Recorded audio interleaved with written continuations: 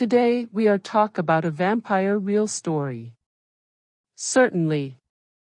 The story of the Highgate vampire is a complex and eerie tale that captured the public's imagination in the late 1960s and early 1970s.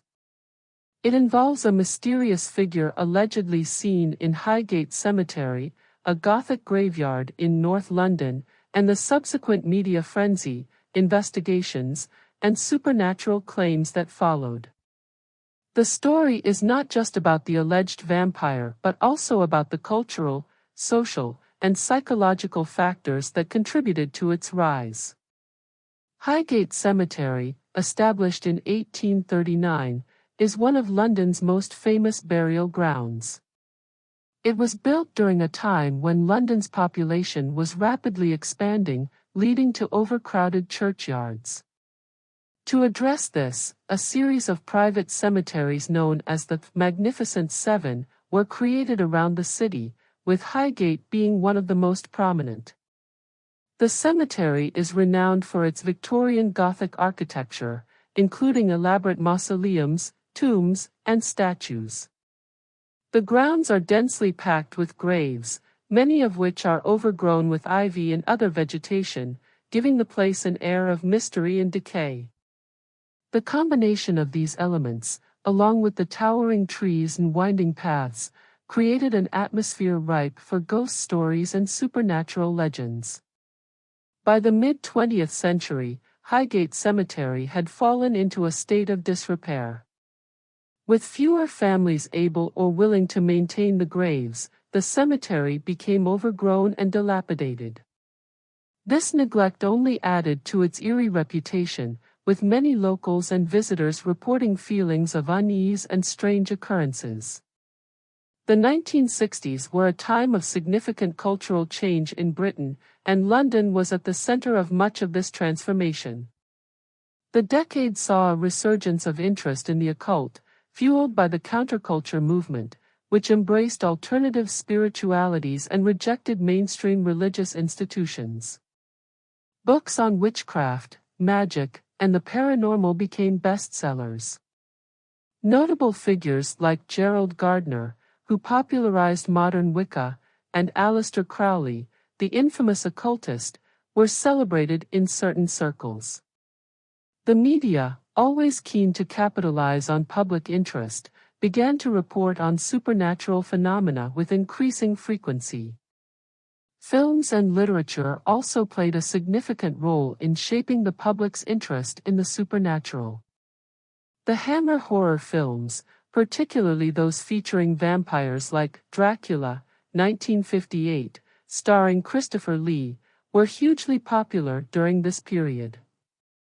These cultural products helped to cement the image of the vampire in the public consciousness, blending elements of folklore with contemporary fears and anxieties.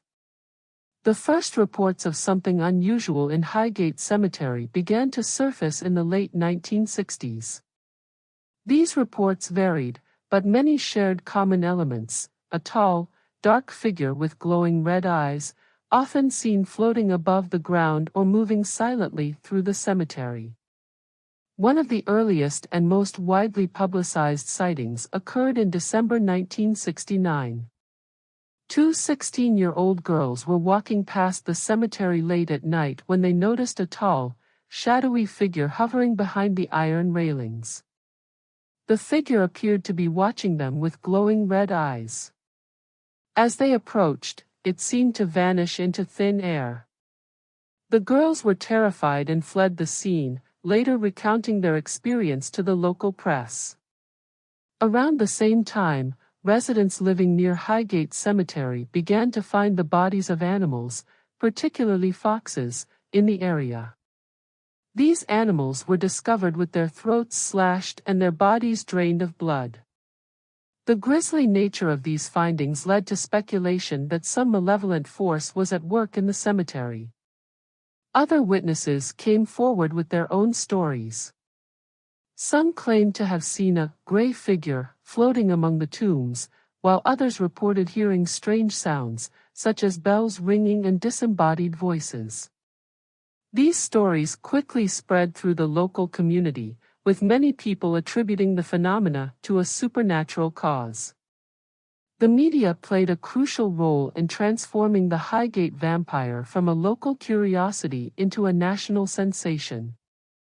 The Hampstead and Highgate Express, a local newspaper, was one of the first to report on the strange events occurring in the cemetery. In February 1970, the Hampstead and Highgate Express published an article titled, "Does a Vampire Walk in Highgate?" The article detailed the various sightings and strange occurrences in the cemetery, suggesting that a vampire might be responsible for the deaths of the animals and the eerie sightings. This article sparked widespread interest, drawing the attention of paranormal investigators, occultists, and the general public.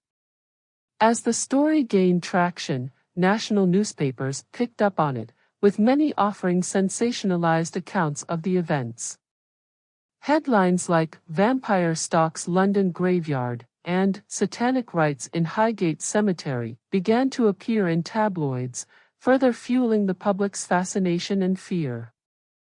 The Highgate vampire story was also featured on television and radio programs, bringing the legend into homes across the country.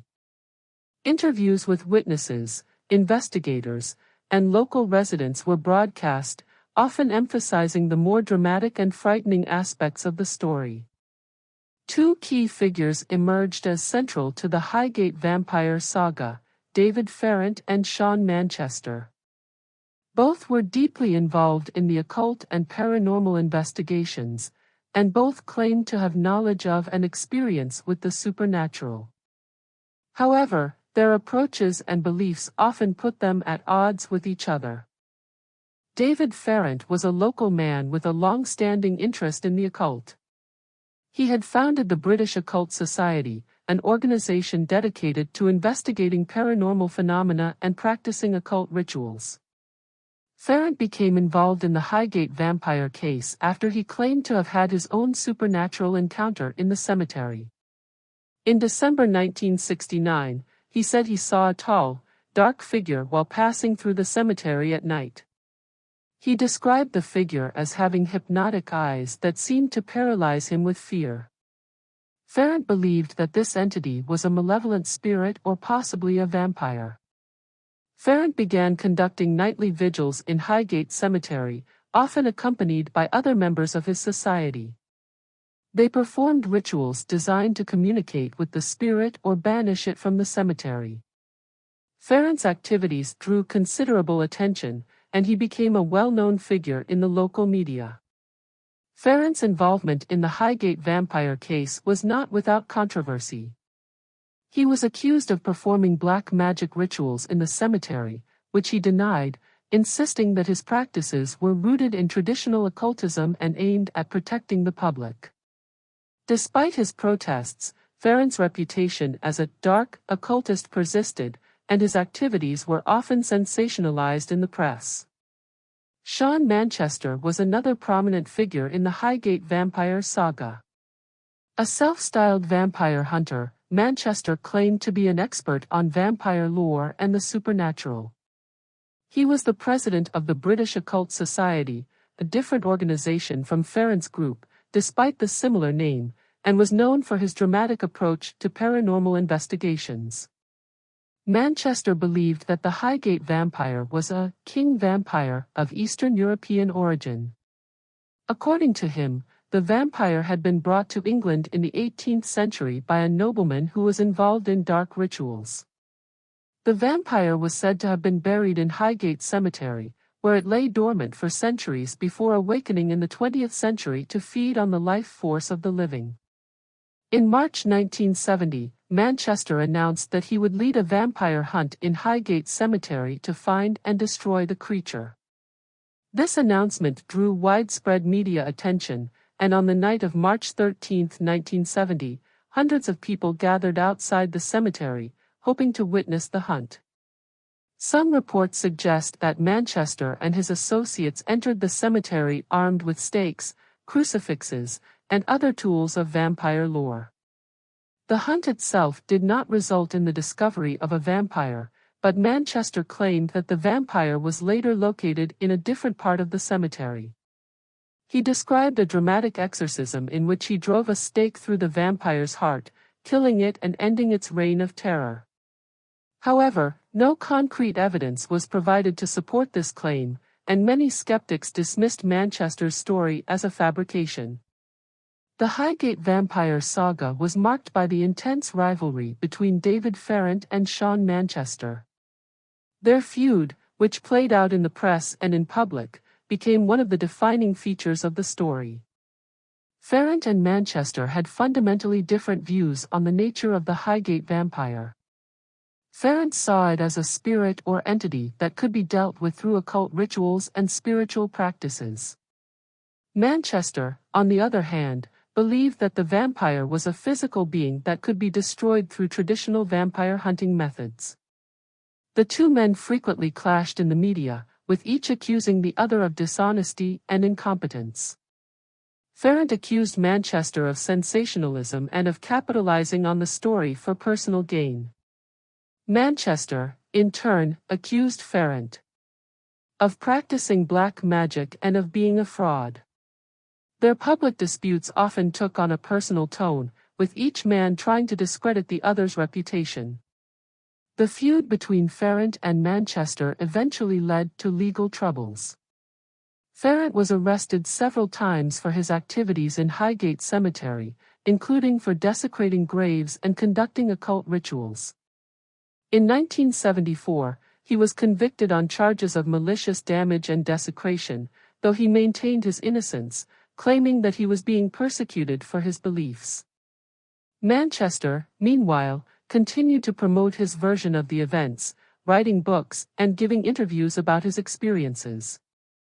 The Highgate vampire story had a lasting impact on popular culture and the public's perception of the supernatural. It remains one of the most famous cases of alleged paranormal activity in the UK, and its influence can still be felt today. The Highgate vampire has been the subject of numerous books, documentaries, and articles. Both Farrant and Manchester wrote extensively about their experiences, each presenting their version of the events. The case has also been featured in several paranormal documentaries, exploring the possibility of supernatural activity in Highgate Cemetery. For many people, the Highgate vampire story became a symbol of the strange and the unexplained, a modern-day Gothic horror tale. The story has been retold and embellished over the years, often blending fact and fiction in ways that make it difficult to separate the two. Highgate Cemetery remains a popular destination for those interested in the paranormal. The cemetery has been restored and is now a protected site, but the atmosphere of mystery and intrigue that surrounds it remains. Guided tours often include stories of the Highgate vampire, and the cemetery continues to attract visitors from around the world. The Highgate vampire has become a part of London's folklore, a story that reflects the city's fascination with the macabre and the supernatural. It is a tale that has been passed down through generations, each retelling adding new layers to the legend. The Highgate vampire is a story that blends historical fact, folklore, and the power of media. It is a story about fear, fear of the unknown, fear of death, and fear of the supernatural. But it is also a story about fascination, the fascination with the mysterious, the occult, and the possibility that there might be more to the world than meets the eye.